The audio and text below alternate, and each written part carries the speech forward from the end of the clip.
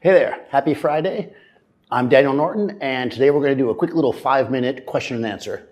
So, by the way, guys, keep sending the questions. These are great. I love doing these 5-minute videos for you. If you have something you want to ask, go ahead, either write it below in the comments or send me a DM.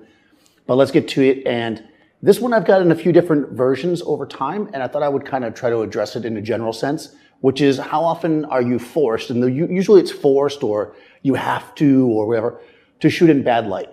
And if you're talking in a commercial sense, like as a fashion photographer or a commercial photographer, advertising photographer, hopefully not that often. And the reason why I say that is not because you can't shoot in harsh light, but the idea of forced makes me think that you didn't prepare. So let me kind of rewind back a bit here.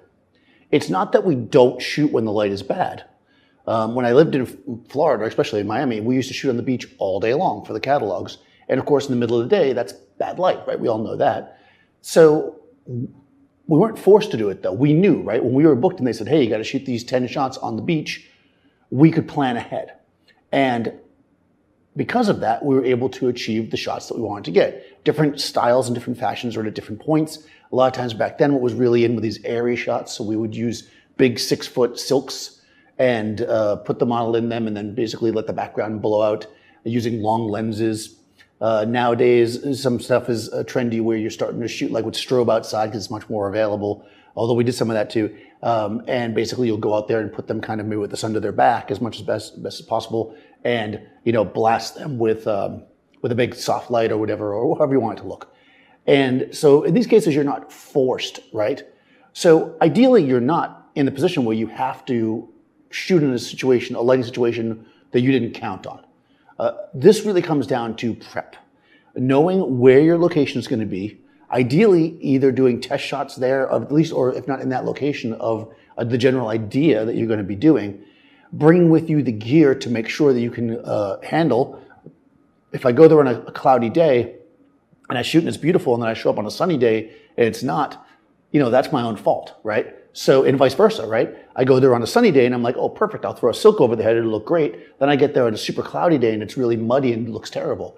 You've got to prepare for these things. And that's where experience and doing test shoots and kind of just being out there shooting all the time is going to really work for you. If you are in a situation where, like I am here, where the light's changing, right, you need to be able to deal with that. And that's part of being a professional photographer. Now, this is especially true if you're, let's say, a wedding photographer. Now, I'm not a wedding photographer. I've done a few weddings in my day, but I would not consider myself a wedding photographer. They never know, right? You could be hired to do a wedding and you look at the date and you're like, oh, it should be because the weather could be this. And then all of a sudden it's raining or maybe it's rainy season. You think it's going to be raining and you plan all these shots with reflections and stuff. And then it's a sunny day, right? You just don't know. So wedding photographers, they need to think on their feet. So if you're doing that kind of stuff, your best bet is to always be prepared. We talked about this before. Bring stuff with you. If at all possible, bring gear. Learn how to maximize the gear that you have. So if you are, restricted to the amount of equipment you can carry, because let's say you're flying, make sure that every piece of gear you bring can work in a lot of different ways. And this is going to help you so that you're never stuck shooting a certain way. Now, that being said, quickly here, if you are put in a position where all of a sudden you need to do a shoot, like the client, where you've been shooting all day in the studio and the client's like, oh, let's go outside, and you don't have any portable strobes or whatever.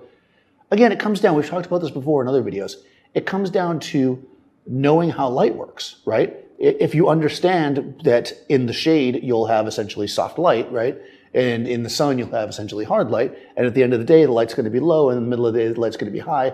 You can use that to plan and make the shots work. But to answer that, just the question in its most basic form, how often am I in a position where I have to shoot in harsh light? Almost never. And that's because I prepare. How many times have I been put in that position in my career? A lot in the beginning because I wasn't ready. I didn't know what I was going to be walking into. Now I plan. I talk to my client ahead of time. We look for what the plan is, right? What is it they're trying to achieve? Make sure I bring the right equipment to do that. And fortunately, if you're doing a bigger project, you're probably using rental studios if you are shooting in a studio. So you can quickly be like, when they say, hey, we want to go outside for a shot, you could say like, okay, well, we're going to have to add, $800 to the budget so I can rent this portable strobe. And then if the client's down, boom, you're done. You go outside and you get the same shot. This is really what it comes down to. Knowing your equipment, knowing the technique, knowing what you're capable of, and being, honest and upfront with the client as to what the results are going to be. So thanks again, guys. If you haven't already, go ahead, subscribe, and I'll see you next week.